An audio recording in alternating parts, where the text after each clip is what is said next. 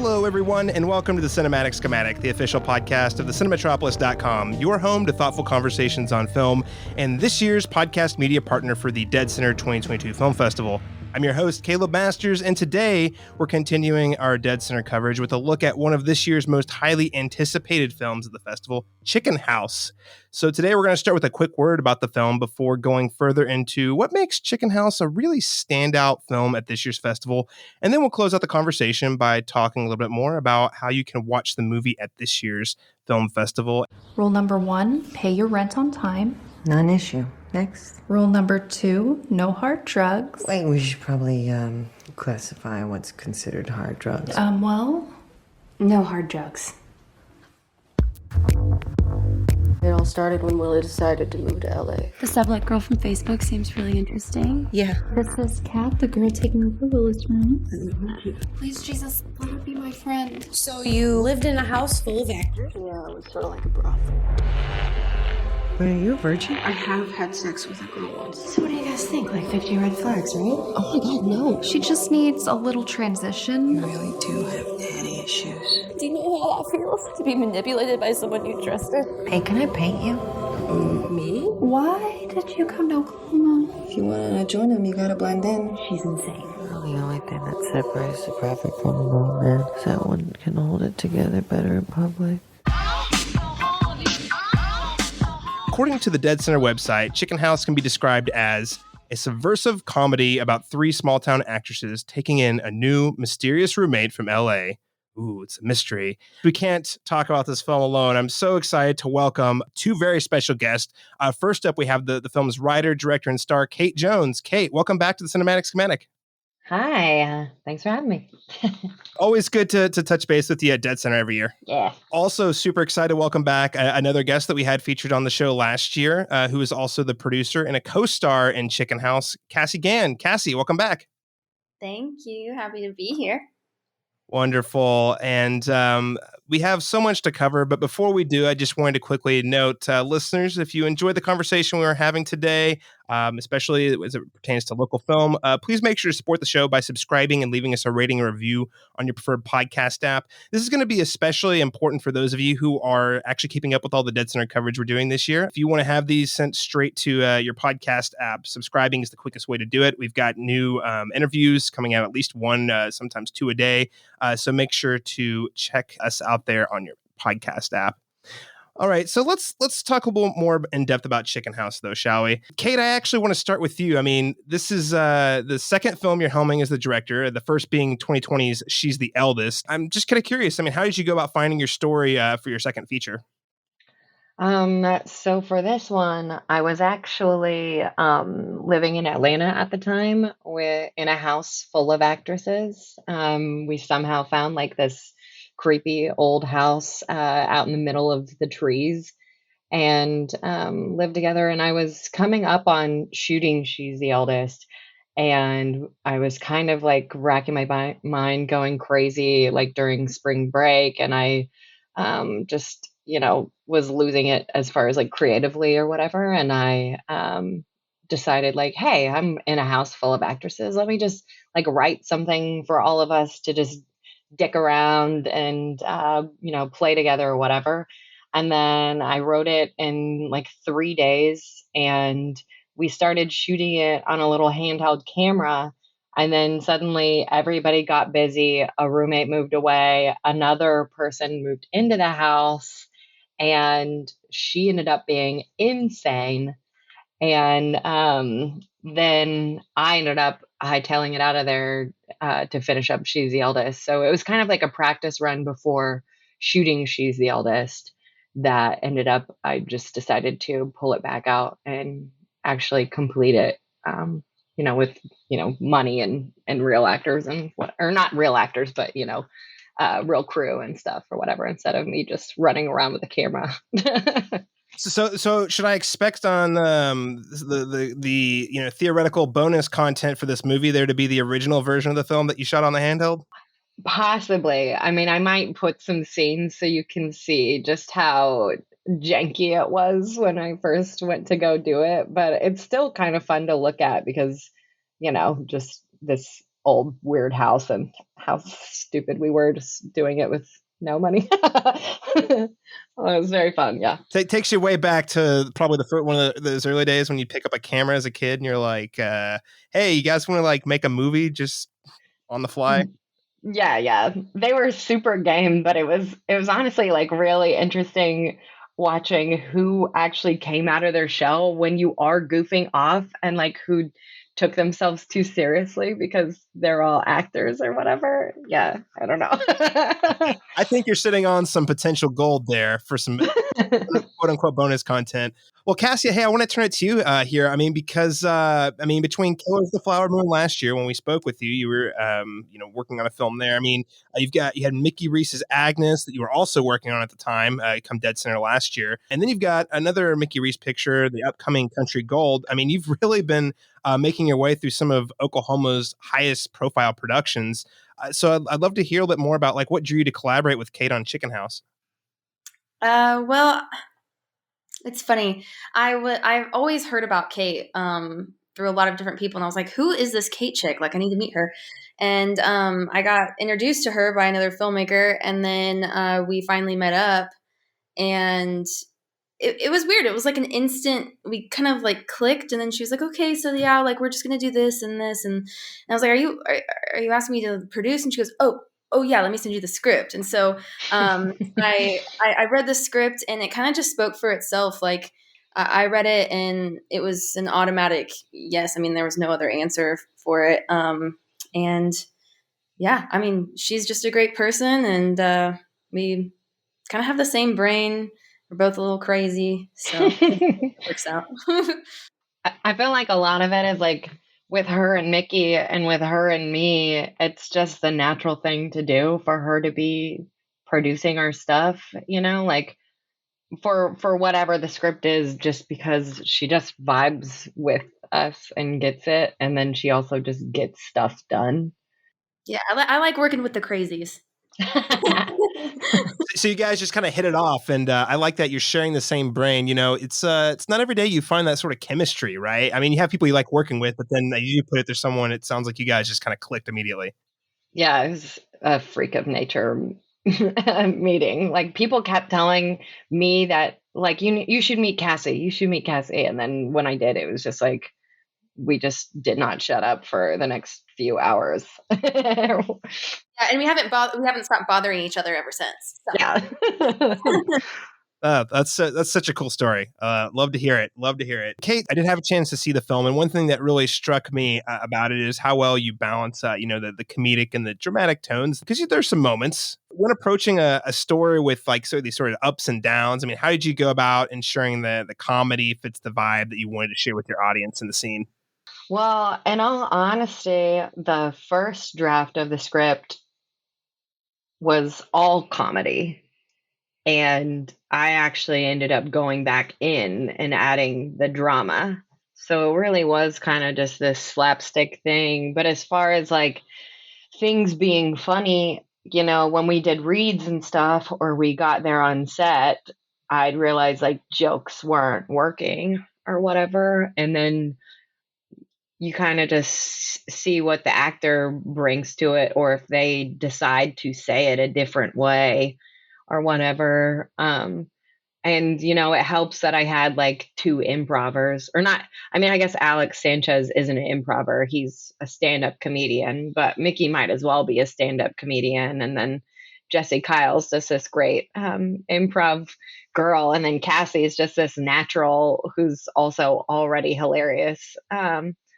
And everybody that we brought on is basically just a funny person. So they all brought their own thing and also changed the material. I kind of tried to empower everybody to make stuff their own, within a certain like limitation of like, let's, still stick to the story. But also for me, it's like, don't write the jokes, like write situational comedy. I'm not Jerry Seinfeld, but his is also situational comedy for the most part. And I think if you try to write in the jokes, it's just not going to be funny. It's usually just bad. So, but if you put people in ridiculous situations and they can play it enough to where they're not winking at the audience like they're in on the joke.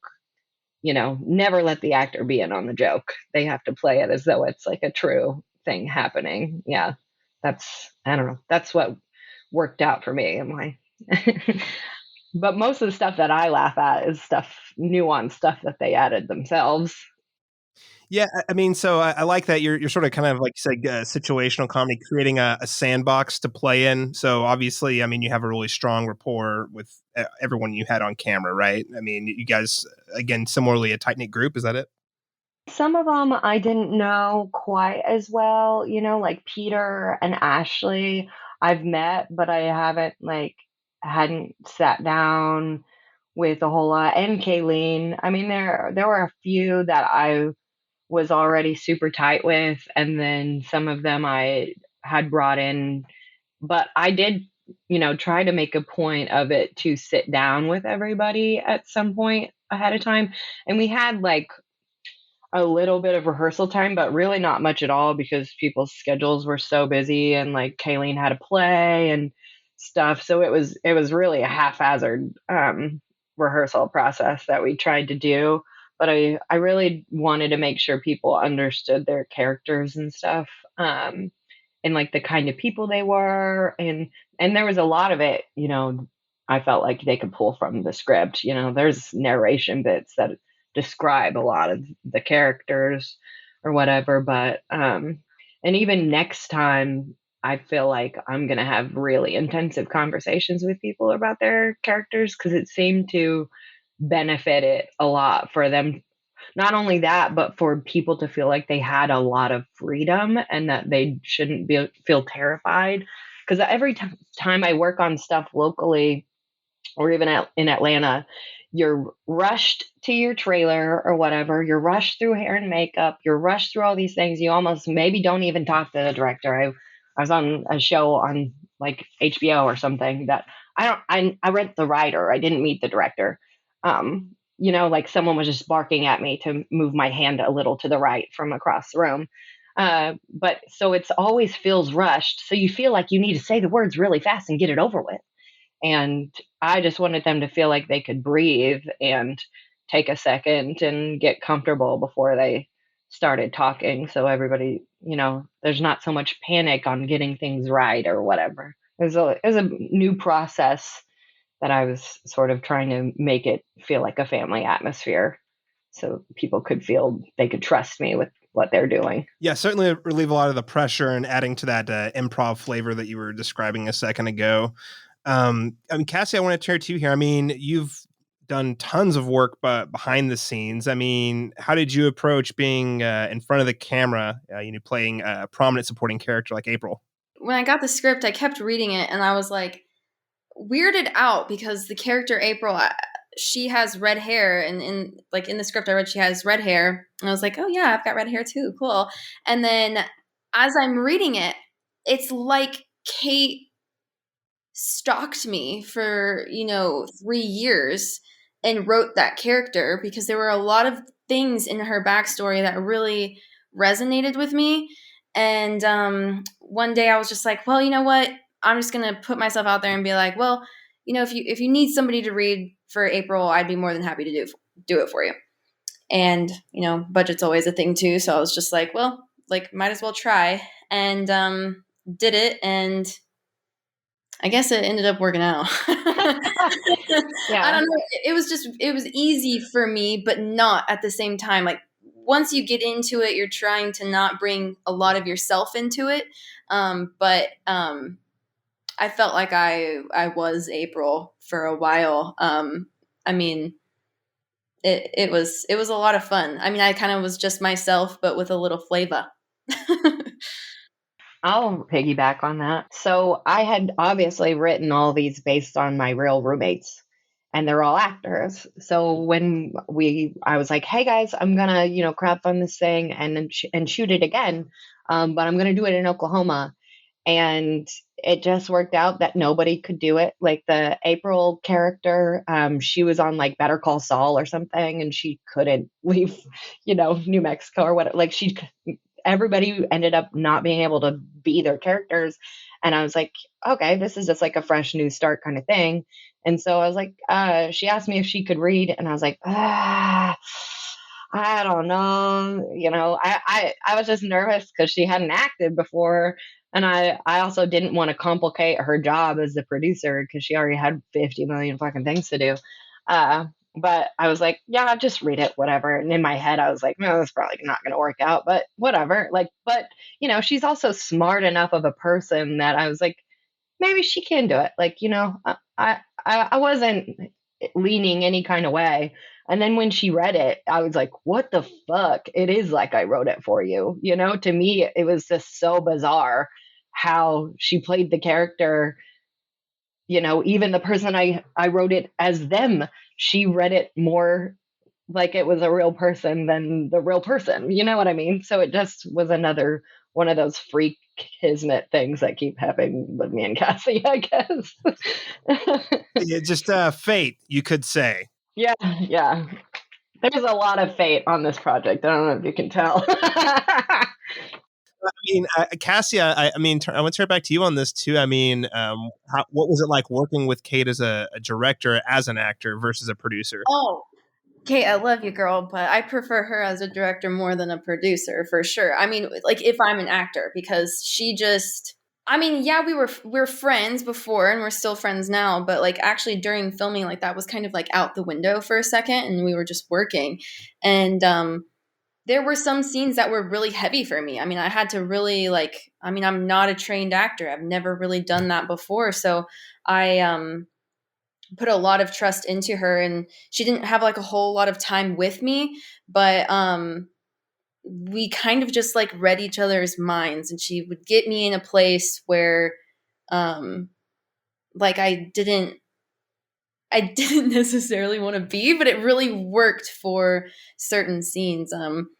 She's just very, very good at getting you to the place that you need to be at the right time for certain scenes. And not only with me, but like with other people too. I mean, she's just killer at being like, this is what I want and this is what you should do.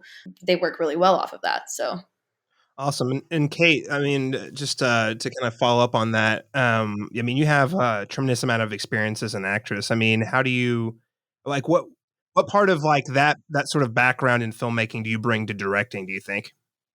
Like, I'm still learning, obviously, in all things, like for acting and directing, everything is still pretty new to me, but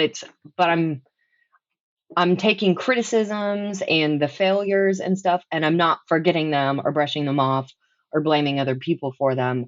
I'm taking all of them in, you know what I mean? And being like, all right, so next time this didn't work, let's whatever. So like, I know what I want as an actor, and that's like, you know, you're rushing around. Help me remember where I'm coming from, where I'm supposed to be going. And now having written and directed, I can see where the arc of this story is. Whereas like when you're an actor only, some of that is kind of like you're blind to, especially when you only get pieces of a script or whatever. But I learned so much on Chicken House as far as like trying to help people know who their characters are before you get there. And the most work you can do as a director for your actor is talk to them as much as possible, answer any questions before you get there. Don't try to do it on the set because that's the worst time ever and there's too many things happening, and and they might need reminders. But if you can have a conversation so that you can give them like a 1-word, 3-word reminder of whatever the conversation that you had, and they can be like, yeah. But helping them know like who their character is and also how much leeway they have ahead of time. Like I had a big old sit down with Alex and Peter being like, hey, come up with your own shticks. If you're a toothpick guy, if you're a gum chewing guy, if you got a peg leg, you can have a limp. If you want to wear these kind of sneakers, like I want you guys to decide specifically who this person is. Maybe try to think of a person. Like I was really kind of like doing too many acting classes for them, maybe, but like it's really just trying to get somebody's imagination working. That's all it really is. Like, all right, guys, well, like we're here today. Remember what we did a second ago? And remember it's because of this. And you feel like this about her or whatever.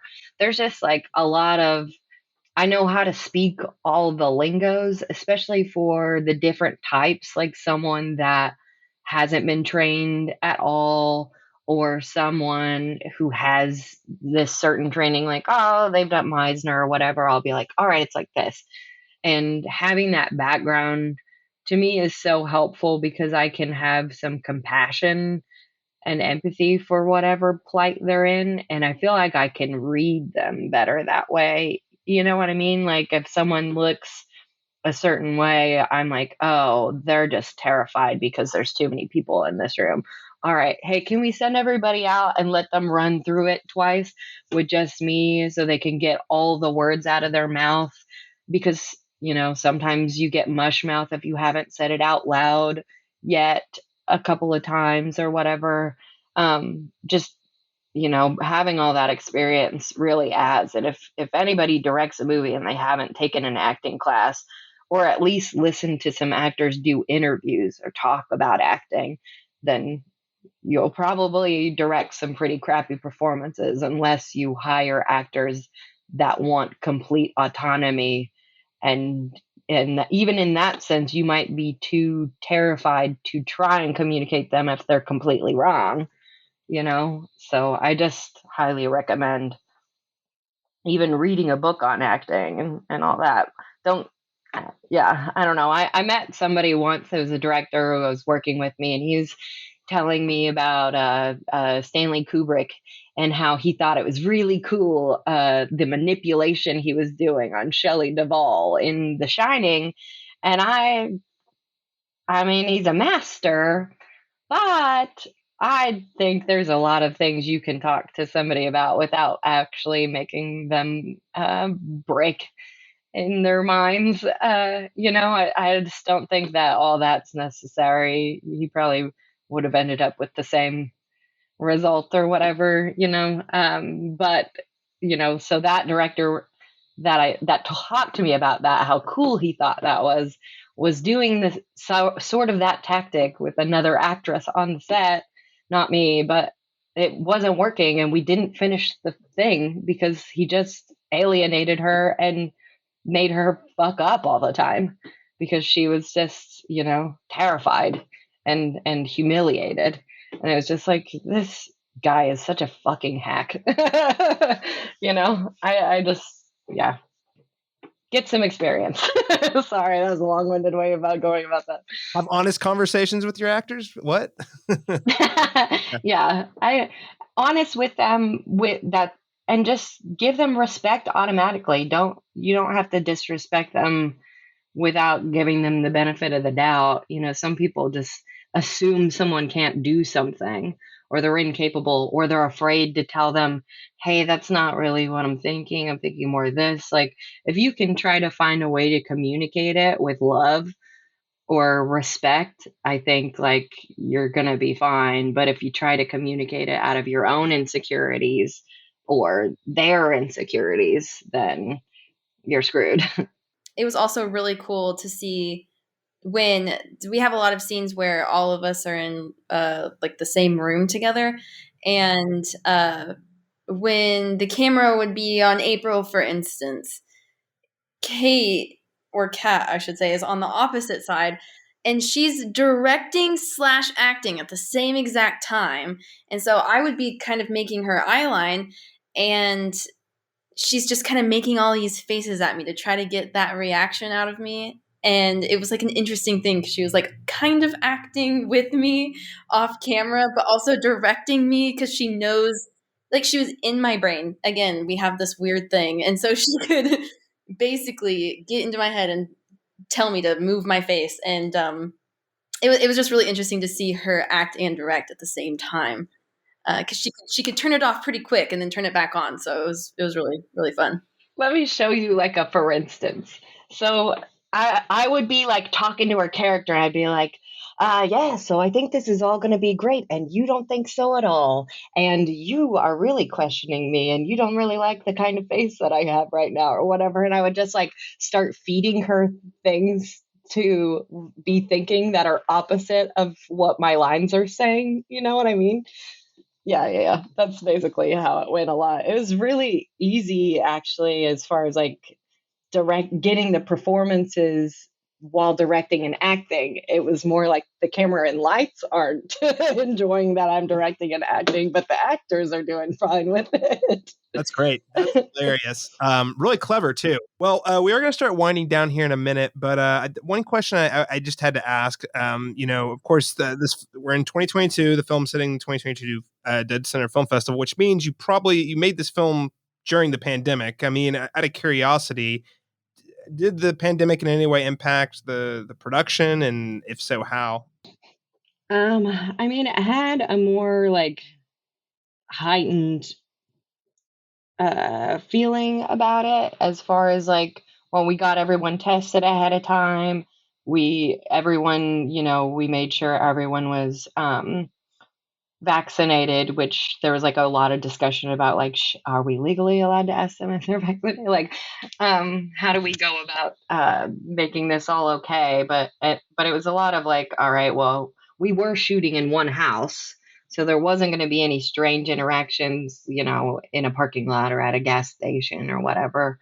So we all kind of just basically quarantine isolated together, filming it.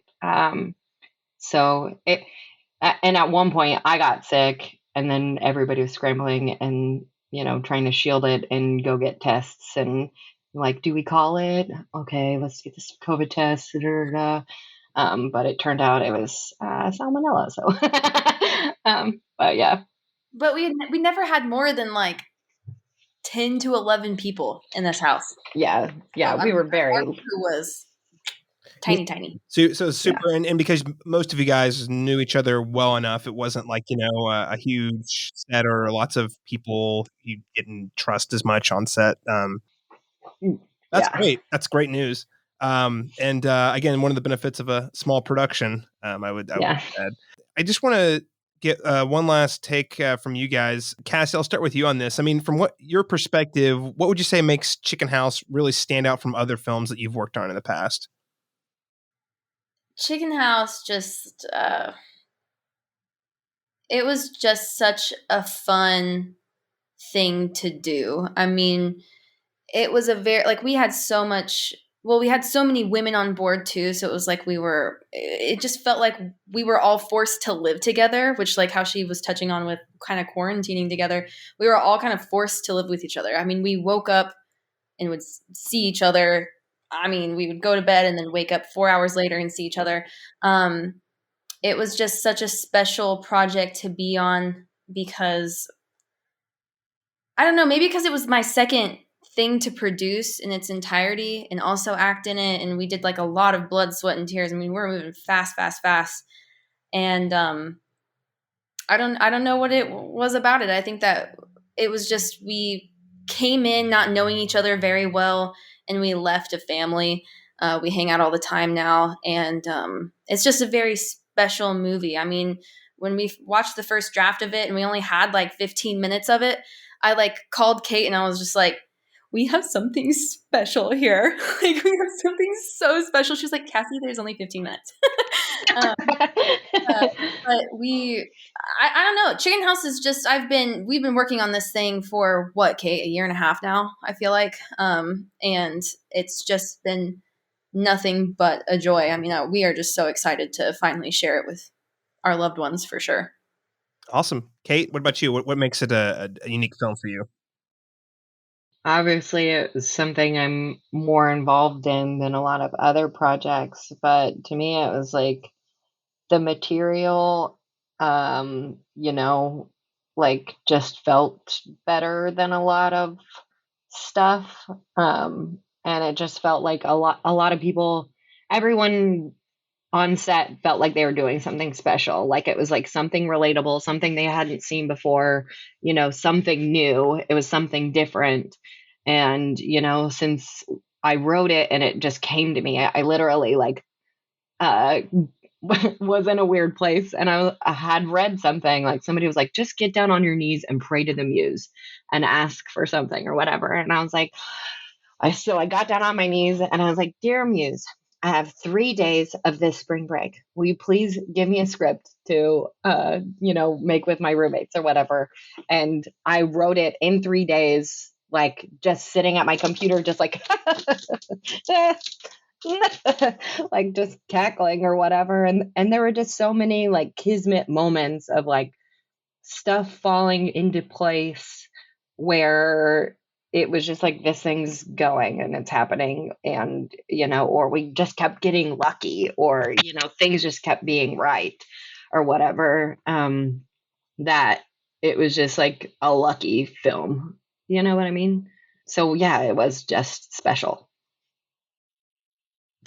Everything kind of fell into place. It sounds like you guys really created a really strong sense of chemistry and family on the set. So excited for people to have the chance to see it.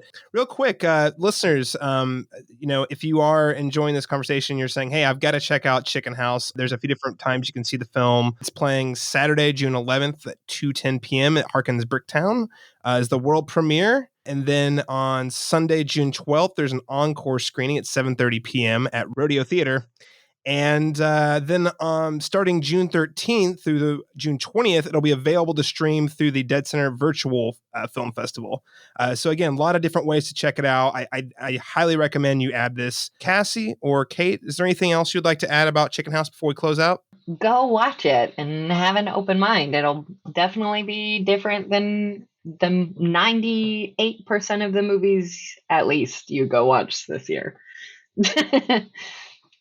Yeah, I would say, like, if you want to, step away and have, like, weird feelings